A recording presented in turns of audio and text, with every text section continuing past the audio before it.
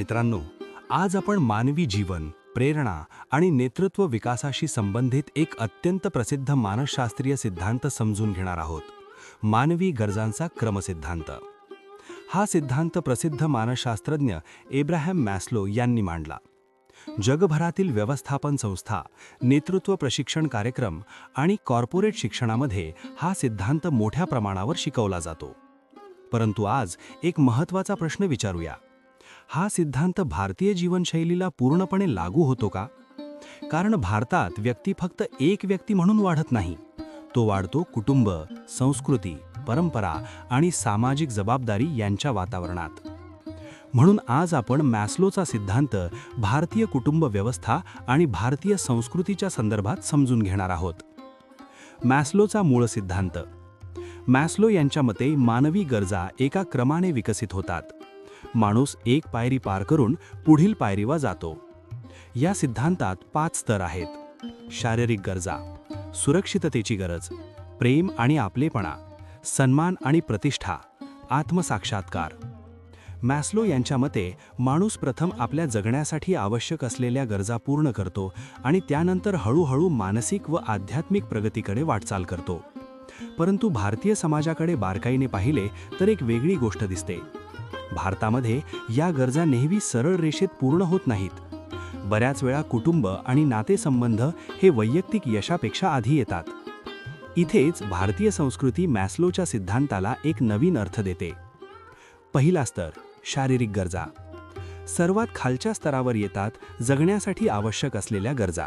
उदाहरणार्थ अन्न, पाणी, निवारा, आरोग्य. परंतु भारतीय कुटुंब व्यवस्था पाहिली तर एक वेगळे चित्र दिसते. अनेक घरांमध्ये आई सर्वात शेवटी जेवते. वडील कुटुंबासाठी मेहनत करतात. आजोबा आजी अनुभव आणि मार्गदर्शन देतात. मुलांची काळजी संपूर्ण कुटुंब घेत असते. यातून एक महत्त्वाचा संदेश मिळतो. भारतात जगण्याच्या मूलभूत गरजा या केवळ वैयक्तिक नसून सामूहिक असतात. कुटुंब हेच पहिलं संरक्षण कवच असतं. दुसरा स्तर, सुरक्षितता. जेव्हा मूलभूत गरजा पूर्ण होतात तेव्हा माणसाला सुरक्षिततेची गरज वाटते.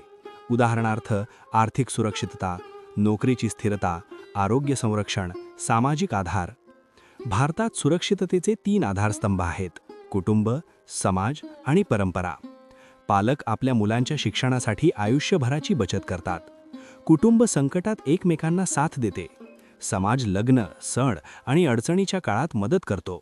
म्हणजे भारतीय समाजात सुरक्षिततेची व्यवस्था सामाजिक रचनेतूनच निर्माण होते. तिसरा स्तर, प्रेम आणि आपलेपणा. मॅस्लो यांच्या मते तिसरा स्तर आहे प्रेम आणि आपलेपणा. परंतु भारतीय संस्कृतीत हा स्तर जीवनाच्या सुरुवातीपासूनच असतो. लहानपणापासून आपल्याला शिकवले जाते, मोठ्यांचा आदर करा, कुटुंबाची साथ द्या, नाती जपा. भारतात आपलेपणा अनेक गोष्टींमधून दिसतो. सण उत्सव, कौटुंबिक कार्यक्रम, धार्मिक परंपरा, सामाजिक रीतिरिवाज. दिवाळी, गणेशोत्सव, लग्न समारंभ हे सर्व नातेसंबंध अधिक मजबूत करतात. यामुळे व्यक्तीला वाटते की तो एका मोठ्या कुटुंबाचा भाग आहे. चौथा स्तर, सन्मान आणि प्रतिष्ठा. जेव्हा माणसाला आपलेपणा मिळतो तेव्हा त्याला सन्मान आणि ओळख हवी असते.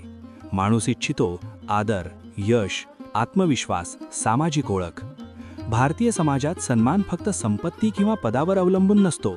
सन्मान मिळतो प्रामाणिक कामामुळे, कुटुंबाची जबाबदारी पार पाडल्यामुळे, समाजासाठी योगदान दिल्यामुळे, चांगल्या स्वभावामुळे. भारतात प्रतिष्ठा ही कर्तव्य आणि चारित्र्याशी जोडलेली असते. 5वा स्तर, आत्मसाक्षात्कार. मॅस्लोच्या सिद्धांतातील सर्वोच्च स्तर आहे आत्मसाक्षात्कार. याचा अर्थ स्वतःच्या खऱ्या क्षमतांना ओळखणे, जीवनाचा उद्देश समजून घेणे, स्वतःच्या सर्वोत्तम गुणांना प्रगट करणे. भारतीय तत्त्वज्ञान हजारो वर्षांपासून हे सांगत आले आहे. आपल्या परंपरेत सांगितले आहे, धर्म, कर्म, आत्मज्ञान, आत्मबोध. भारतीय संस्कृतीनुसार खरा आनंद तेव्हा मिळतो जेव्हा माणूस आपल्या जीवनाचा अर्थ समजून घेतो. याच ठिकाणी नेतृत्वाची सुरुवात होते. मॅस्लोच्या पुढे आत्मोत्तुंगता, सेल्फ ट्रान्सेंडन्स. नंतर काही विद्वानांनी मॅस्लोच्या सिद्धांतात आणखी एक स्तर जोडला. तो म्हणजे सेल्फ ट्रान्सेंडन्स, स्वतःच्या पलीकडे जाणे. भारतीय संस्कृतीमध्ये ही संकल्पना आधीपासून आहे. आपली परंपरा सांगते सेवा, यज्ञ भावना, समाजासाठी योगदान. खरा नेता तोच असतो जो विचारतो, मला काय मिळेल, याऐवजी मी समाजाला काय देऊ शकतो? भारतीय व्यक्तीसाठी जीवनाची योजनापत्र. आता हा सिद्धांत आपण व्यावहारिक जीवन योजना म्हणून समजून घेऊया. पहिला टप्पा, जीवनात स्थिरता निर्माण करा. आरोग्याची काळजी घ्या, आर्थिक शिस्त ठेवा, मूलभूत गरजा व्यवस्थित करा. दुसरा टप्पा, कुटुंब मजबूत करा. कुटुंब देते भावनिक आधार, मानसिक स्थिरता, सांस्कृतिक ओळख. मजबूत कुटुंब म्हणजे मजबूत समाज. तिसरा टप्पा, कौशल्य आणि ज्ञान विकसित करा. शिक्षण, कौशल्य, व्यावसायिक प्रगती यामुळे आत्मविश्वास वाढतो. चौथा टप्पा, समाजात सन्मान मिळवा. प्रामाणिकपणे काम करा, लोकांना मदत करा, समाजाप्रती जबाबदारी निभावा.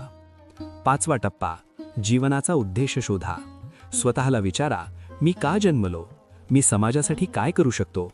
माझी क्षमता कोणती समस्या सोडवू शकते? सहावा टप्पा, सेवा आणि योगदान. जीवनाचा सर्वोच्च स्तर म्हणजे सेवा. शिक्षक ज्ञान देतो, उद्योजक संधी निर्माण करतो, नेता समाजाला दिशा देतो. यातूनच व्यक्तीची खरी परंपरा आणि वारसा तयार होतो. मित्रांनो, मॅस्लो यांनी मानवी प्रेरणेचं मानसशास्त्र समजावून सांगितले, परंतु भारतीय संस्कृती मानवी जीवनाचा उद्देश समजावते. जेव्हा आपण दोन्ही गोष्टी एकत्र पाहतो तेव्हा एक सुंदर जीवनमार्ग दिसतो. जीवनाचा प्रवास असा असतो, जगण्यापासून सुरक्षिततेकडे, आपलेपणाकडून सन्मानाकडे, आत्मसाक्षात्काराकडून आणि शेवटी समाजसेवेपर्यंत. हीच एका खऱ्या नेत्याची यात्रा आहे. मित्रांनो, तुम्ही पाहत आहात reinvent yourself, unconceal the leader within. हा व्हिडिओ आवडला असेल तर आत्ताच लाईक करा, तुमच्या मित्रांसोबत शेअर करा आणि सबस्क्राईब करायला विसरू नका. बेल आयकॉन दाबा जेणेकरून पुढचे प्रेरणादायी व्हिडिओ तुम्ही चुकवणार नाही. लक्षात ठेवा, नेतृत्व घडतं, ते घडवलं जातं आणि ते सतत सुधारणं हाच खरा प्रवास आहे. पुढील व्हिडिओत भेटू, तोपर्यंत स्वतःला घडवत राहा आणि इतरांनाही प्रेरणा द्या.